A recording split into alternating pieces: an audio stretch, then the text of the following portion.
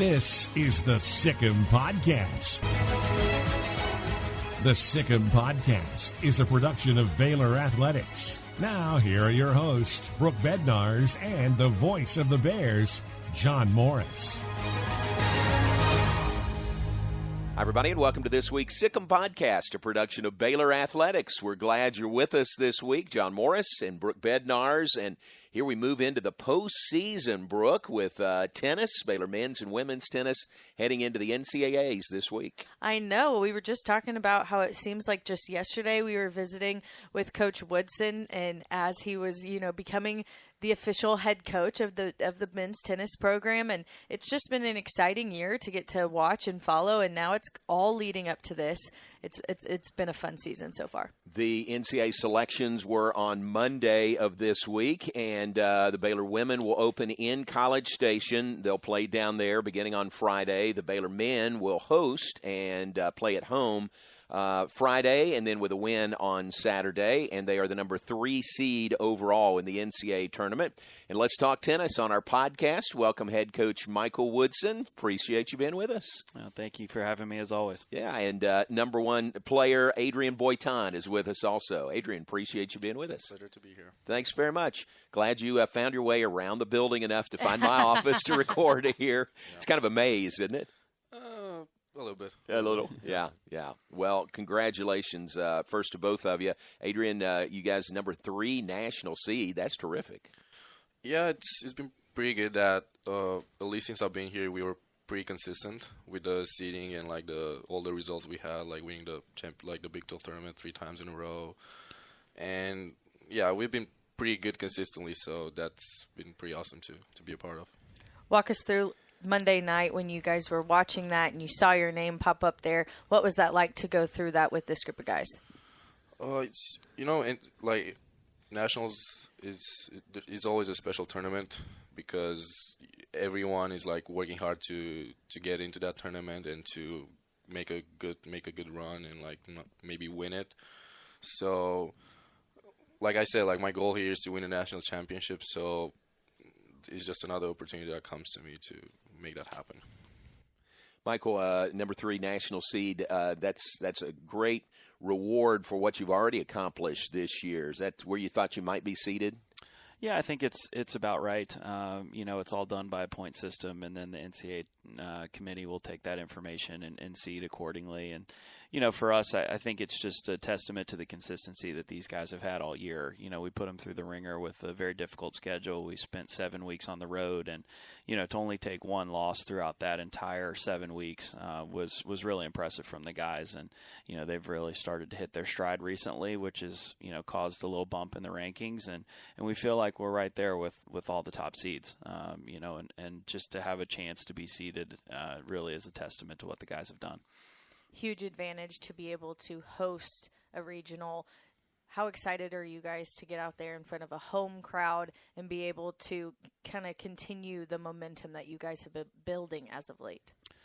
I mean, I'm excited, and I'll let him talk about it. But, certainly a huge advantage, like you said, to play at home. It's comfortable for the guys. They get to a similar schedule, sleep schedule, in an area of comfort. And then, to be able to play under the lights in front of the home crowd is always a special opportunity that these guys have earned. So. Yeah, I mean, it's always an advantage for us to play at home, because, like, we're not sleeping in a hotel, we're sleeping in our beds, so like that's already an advantage. And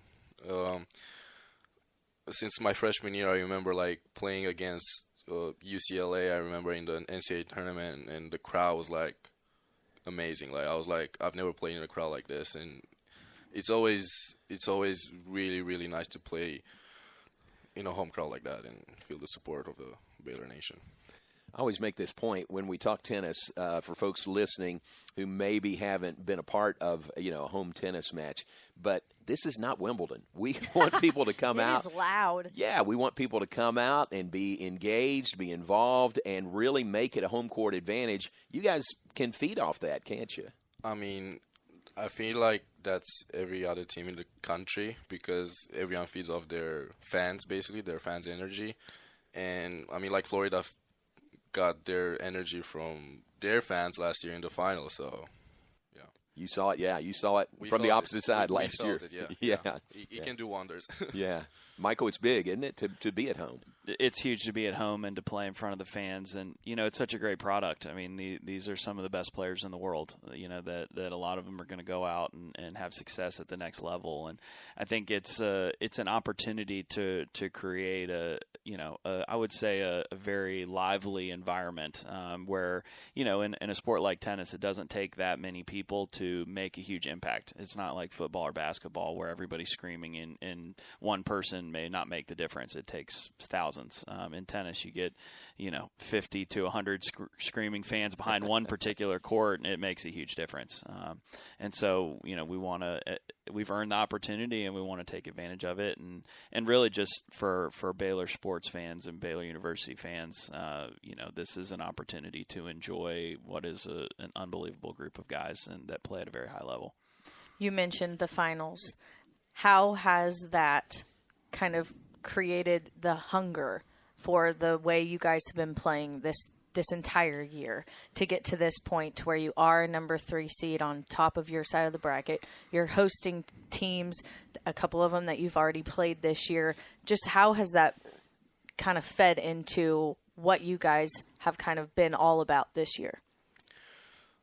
I mean, I'm still mad about it personally. Like, not mad, but like I still think about it, like getting it, like feed off it, and like it was just a lot to take after that loss, and I'm sure the guys like Matti and Sven that have played in that match and experienced it are like, they want to prove something for sure, especially that they're the captains this year and it's their last season, and they want to do something great for sure. They want to leave with like a national championship or a great run. So it was definitely sometimes it was even harder to actually like maintain that status, because a lot of people like doubted us because we made the final, but we're probably not going to be as good this year because our bottom of the lineup left, and there were just a lot of changes in our team. So, but it's pretty good to see where we started and where we are right now, and to see that consistency that I was talking about. It's pretty special to be a part of. Do you feel like you guys have steadily climbed and are peaking at the right point this season from your perspective?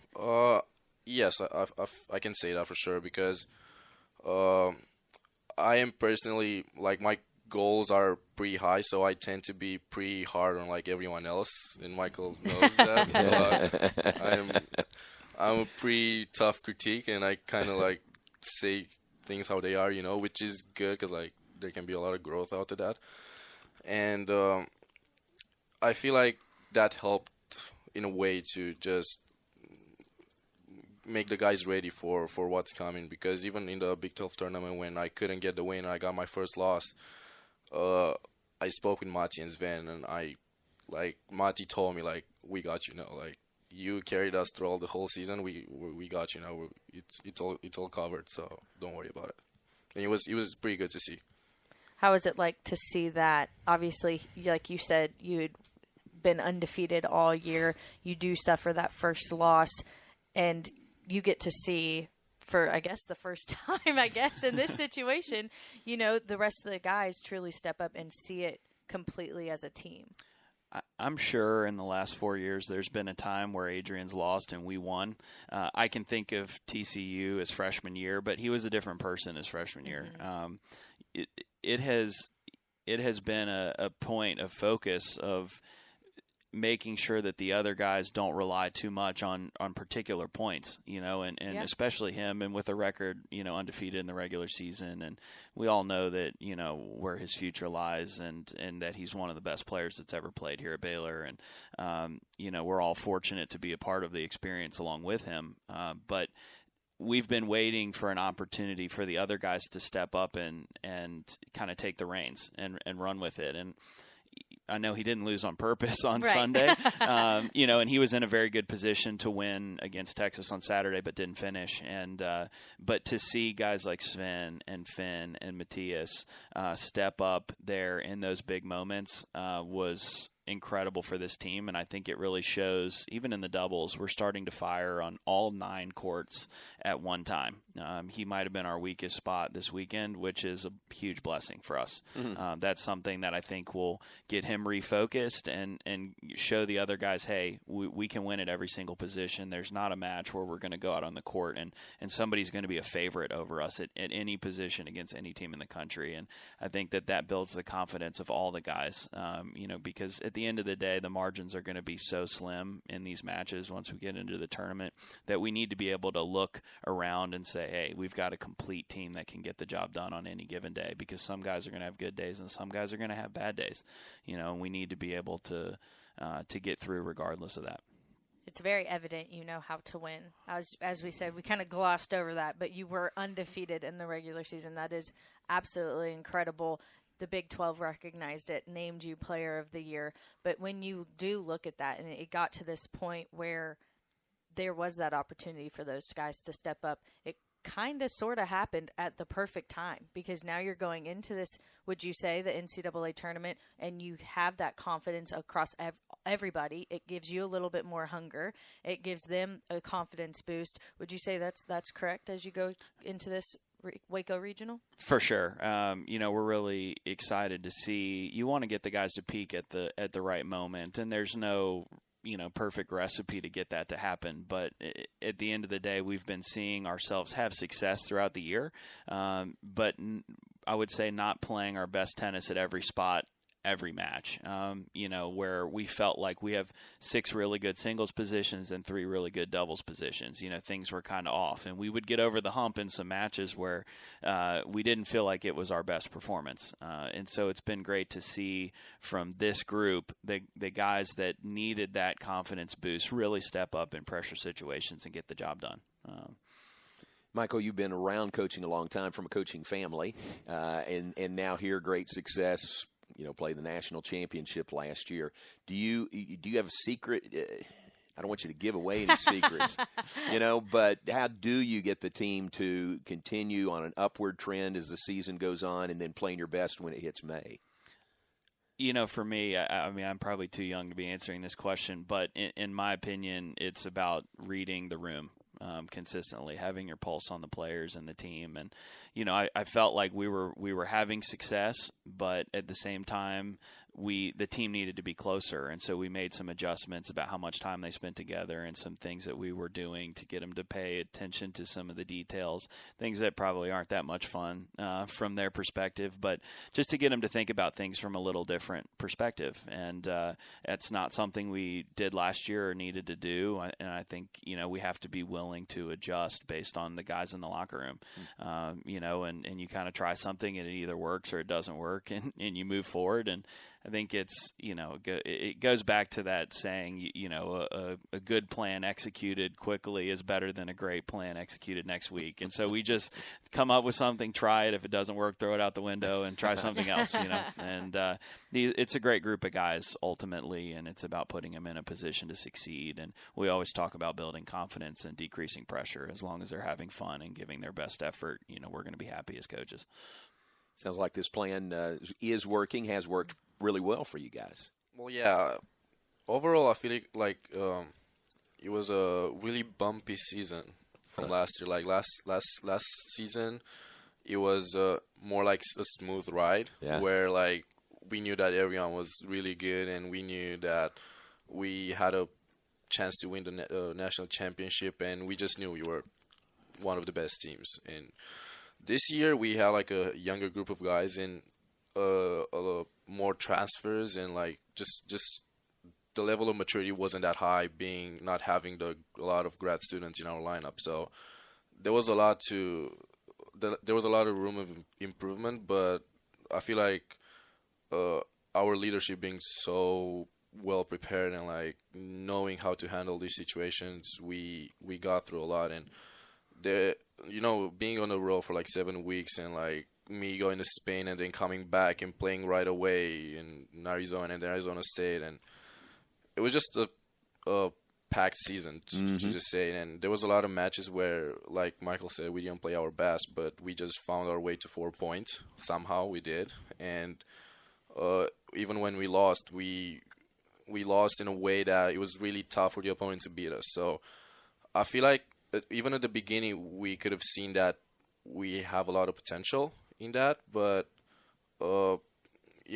getting into NCAAs now and seeing where we're at, and with me losing the match in the Big 12 and seeing the other guys stepping up, which, for me personally, it might not be a great thing that I lost that match, but I feel like for the team, it's much better that I lost that match and then the other guys were able to step up, so depends how you see it. But now I feel pretty confident about the team, and I feel like we're in a great spot. Yeah.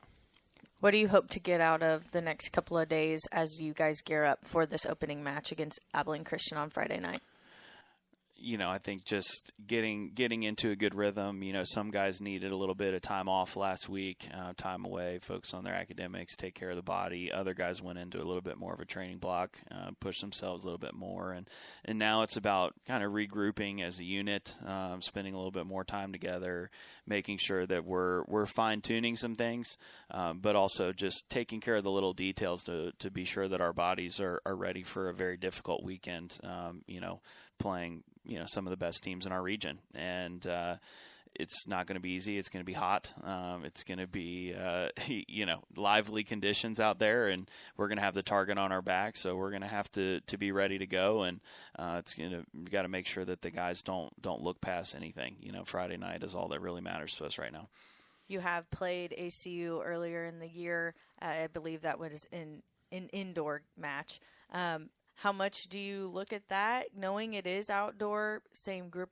How much do you give attention to that, or are you kind of starting fresh and focusing on what they've maybe done throughout since that time, like you guys have continued to grow as well? Yeah, I think they're going to be a better team than they were back then. I think they're more confident now. They obviously won their conference, had a great run this year, and they're really a much improved team from the previous year, and we could even see that when we played them. Their head coach was not here when they played due to a personal matter, and so, with him back, I think it's going to really do wonders for their team, and you've seen that in their results. And moving outside, I don't know that that's a huge factor. I think it will definitely be more lively conditions in the heat, but our indoors are relatively slow, so I don't think it'll be a big change as far as the style of play. We just have to make sure that, yes, we did beat them. I think it was relatively comfortably back in January, but we can't look at that. It's going to be a different team. They're more experienced. So are we, but it's not going to be easy. We know they're going to come out firing. They love playing here, so it's going to be a battle, and we can't look past that match. You also have end of the semester finals about to begin, something you have to navigate every year, this time of year. And you guys do it really well. I mean, your team GPA is always one of the top team GPAs of any sport here. What's the secret there? I mean, how do you navigate those waters? I'm asking for all your secrets. Championship of student athlete. Yeah, yes. Finals. NCAA. The championship. Right. Adrian's smiling. It's not easy. I think the way that finals break is different for each guy. The stressors, how many finals each guy has, where they're at in their academic plan. I think we just have to be extremely flexible with them and understanding of where they're at and what they need to do to finish the semester strong. And our academic coach Quentin Hendershot does a fantastic job with the guys. We know where they're at all times and what we need to do to adjust. And so, I give a ton of credit to the guys of making sure they buckle down when they need to. And, fortunately for a lot of the guys, they've put in so much great work throughout the semester, and they've been consistent with their academics that it isn't a huge time of stress. But it happens, so we just have to make sure we're cognizant of that and patient with them as we go through the process, because there's definitely a lot more going on in their lives than just the tennis. Yeah. What's it like from your perspective? The academic side was always important for me. But, my end goal is to one day play pro after I'm done here. So I always had to focus a little bit more on the sports side, like the tennis side, more than the academic. But I'm not neglecting anything else, or I'm just trying to do my all my homeworks and assignments and exams and all the papers I have to the best of my ability, and I know that will be enough, that will be good enough. So, and then I can just focus more on the tennis and just get better. And yeah, I mean, that's kind of how I breeze through these years, and just like take care of the academics, just submit all the papers, doing all the exams and everything that I have to, and then just taking care of the tennis side more, Well, everything's a lot easier when you stay on top of it. Well, yeah. Yeah. For sure. No, he's not giving himself enough credit, and I think that's a big point of transition especially for our international students that either haven't gone to school for a while or haven't been in a traditional brick and mortar type of education setting for a few years. A lot of these top tennis players go to school online or in a little bit of a self-education setting. So for these guys to come in and have to do it that way, it's a lot more about building relationships with your professors and understanding how that works. Because at the end of the day, a lot of these guys, they see the professional side of the game, but they're understanding and they come to appreciate what a great education they can get and the degree that they can receive here from Baylor, and that's why guys like Adrian stay here. Over time, it's not just development on the court; it's off the court as a person and as a student of life, I would say. It's really 2 full-time jobs, what you have going on right now. I mean, when we say student-athlete, it is both, and at a very high level here at Baylor. Adrian, interested in your journey. Think back to when you were being recruited, how you got here to Baylor. What's that been like? It's pretty funny because I actually never wanted to come to Baylor or to college in general, and it's actually funny because I left this head coach right here on scene whenever he was DMing me to recruit me, So you tried to ghost him. Wow. Yeah, because back in the day, I was getting so many text messages, and I was like, I'm not even gonna reply to them anymore because I didn't want to go to college, But then, kind of the way I thought about it, I lost a match in a pro tournament that I should have not lost, and it life kind of hit me, and I was like, what am I gonna do in a year, 2 years, 3 years? Where am I gonna be? Because we had a great group of guys that we were practicing with before, but a lot of them were leaving for college, to other colleges, to play in other colleges, and I was like, who am I gonna practice with? What's my tournament schedule gonna look like? Because my parents can support me just as much because tennis is so expensive, and to get sponsors back in Romania, it was really tough, even if you were the best player in the country, So I just thought about what am I gonna do? How am I gonna end up? So I thought about it, and then I ended up making the choice to come to college because I thought for the better or worse, for 4 years I'm gonna have everything I need to get better, to raise my tennis level. I'm getting an education degree, and now that I'm looking back to how I was as a person when I got here and how I am now, there's just so much growth that happened here, with all the academics and tennis and all the experience that I have been through here. It was just amazing. I mean, I'm just so grateful for everything that happened to me here, and I hope I'm gonna be able to give back one day, and yeah, I mean, that's basically how I ended up coming here, because it was funny because I was someone basically told me to come here, another head coach, which I'm not going to say from other university. Yeah. All right. Basically told me to come here, and I didn't even look at other colleges. I just came here for 2 days. Actually, my first time coming to U.S. in my recruiting trip here to Baylor. Stayed here for 48 hours, left back home. And I was like, yeah, I'm just coming here. So that other coach had your best interest in mind? Correct. I mean, he wanted what was best for you, and he recommended Baylor. That's exactly what he said, yes. Wow. Wow. He didn't listen to me. He listened to somebody else that told him to come here. Yeah. Hey, sometimes, people don't listen to their parents. They got to hear it from somebody else. Yeah, I still show him those messages. That's pretty cool. We're glad you're here. Yeah. We're glad it turned out that way. Yeah, me too. I am interested to hear how that conversation did go between you guys whenever you did come to Baylor after having left him on scene, as you said. I don't think there was a conversation, really. Yeah, I think there was a point we were actually we were at Wake Forest last year, and I don't know why he was going through his Facebook messages, but then he saw that he had these messages from me. And he goes, "Oh, I'm going to reply to you now." I'm like, from the back seat. That's great. And, hey, Coach, I but messaged you. Yeah, I think it's it's a very natural thing. I didn't take any offense to it. He, actually one of our former players, Max Chitakian, had played Adrian in, I think it was 2017, in the summer of 2017, and sent me. He actually called me right when he walked off the court. He goes, "I just beat this guy, but he's really good, and you have to recruit him." Wow. Wow. And so I tried, and I think we actually had exchanged some messages pretty early on. But then it's very natural for guys of his level. I mean, he was the best player in his age group in Romania to be jaded into thinking you want to play pro right away, and they don't know what the college setting is like. They don't understand. It's frowned upon by a lot of tennis federations at other countries. It's getting better because of guys like Adrian coming here and having success. So that's a credit to them, but it's not the natural. It hasn't been the natural progression. If you're the top junior in your country, you just play professionally. They don't understand the resources, the people, everything that we have at our disposal to be able to help them along their path, not to mention the education piece and how they're well set up for success long term.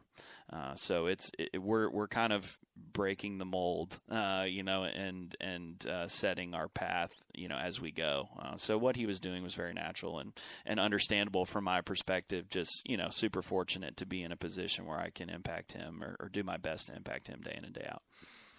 After he had says that, when you think about what your thought process was of I'm just going to go pro, and now hearing that is a very common thing as you're in your fourth year here, finding lots of success, being named Big 12 Player of the Year. From you personally, what would you say to other athletes that are kind of in your same position, in those shoes of thinking, well, I just should go pro? Why would you suggest that they maybe go to college instead? I think it's just a level of maturity that you need to have to go pro and actually have a great success on the tour, because you just at least back home I can just talk about how it is in Romania. Like, you're just surrounded of people that may want your best interest, but they also don't know what's here, like what's the life in college and the opportunities you have and all the resources you have. Because even my coach back home, whenever I left, he was kind of mad about it. Like, "Oh, why are you leaving? You're like starting to play well, and like you're starting to find a little bit of success. Like, you should not leave and all that." But like, now I have a great relationship with him, and like he realized that this was a great decision for me, and it was probably the best decision I could have ever done for me. So, and he's happy for me, and I think, like Michael said, it's just a good thing that now I can stand here and see, like, okay, look, because now I'm on the national team. They called me twice. I played against Spain, and like the federation before didn't even like looked at me after I went to college. They just thought I'm gonna quit tennis after like 4 years and I'm not gonna do anything and all that. But like, I'm trying to change their perspective a little bit. I think I'm doing a good job. I'm not even thinking about it, but I'm just doing my work, and the results are just coming, because back home you just can't find a nucleus of people that want the same goal as you. Like, here you have like 10 other guys that want to get better, and they push each other, and they work for each other, and they help each other. And it's just so rare to do that back home, when you're like all by yourself and like trying to do like, okay, to do your own schedule. Like, I'm going to do fitness now, I'm going to set my massage now.